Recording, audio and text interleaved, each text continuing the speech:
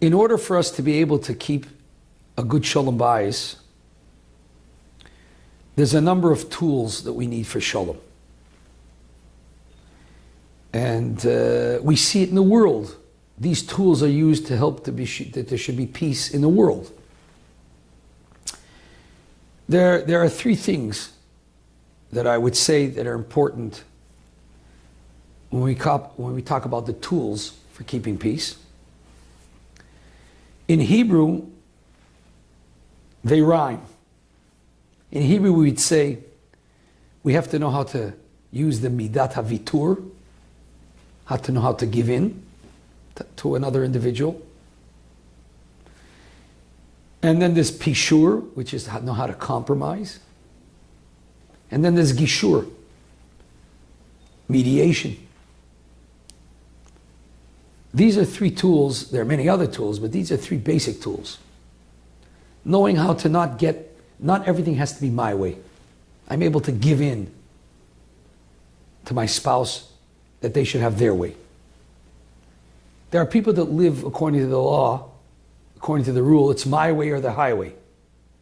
That's a very, very difficult rule to live with in a house. We have to know how to give in. Not to provide and give, but how to give in, that not everything is going to be the way I want things to be. That's a topic for itself. There's also to learn how to compromise. That no one's going to get their way. It's going to be somewhere in the middle of the road. But there are some times where people aren't successful, not in giving in and not in compromising. They need assistance from without. As the expression goes in Chazal, Ein chovish maters atzmai bebeis asurim. Somebody that's in prison can't free himself. He needs somebody to open up the gate from outside. There are times where we're not successful in ourselves in keeping the peace and tranquility in our houses. We have difficulty in that. It's not working. We need some assistance.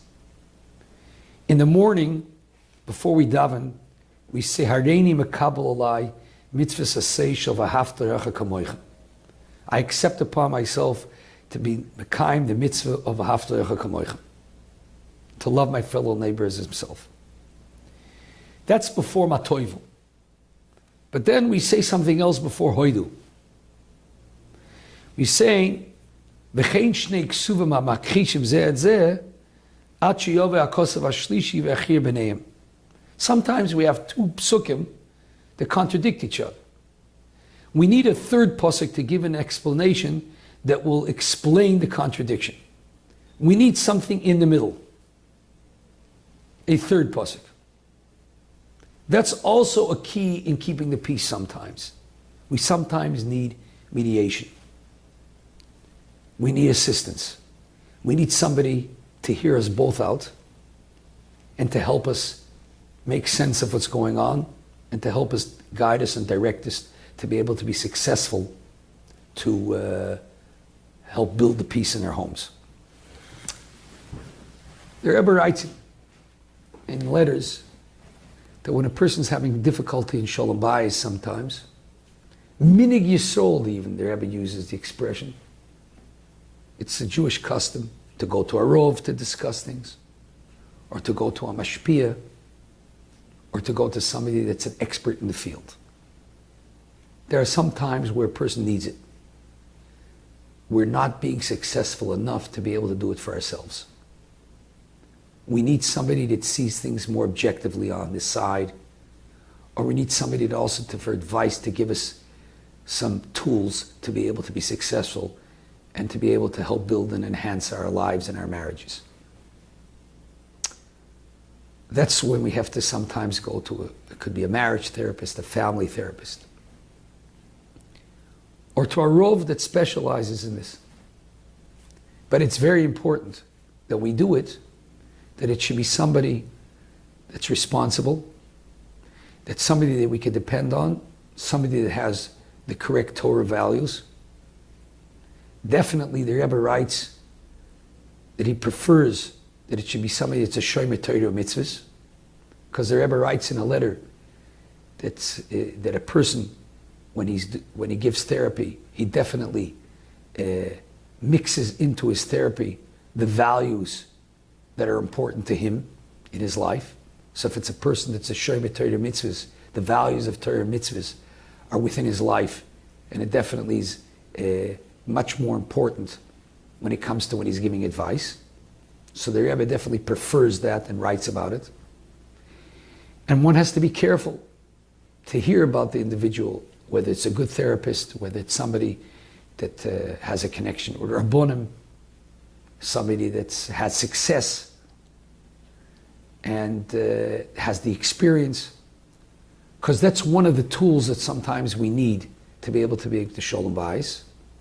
But when we use that tool, it's an important tool sometimes, it has to be done with the correct guidance and direction. Somebody that has a Torah-dik approach, or at least is connected with people that have a Torah-dik approach, that they should be able to understand and have a sensitivity towards the things that are going on in their homes. When somebody lacks that, there's many things that they can't understand what's going on, and they can give advice that's not necessarily correct advice.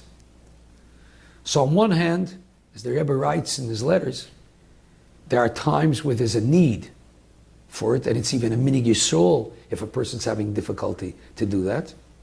But on the other hand, one has to be careful and take counsel with Rabbonim and Mashpiyim if they need the advice, if they need a therapist, if they need an expert and professional in the field, to make sure it's somebody that has the experience, has a Torah-dik way of life, or at least a respect towards a Torah-dik way of life.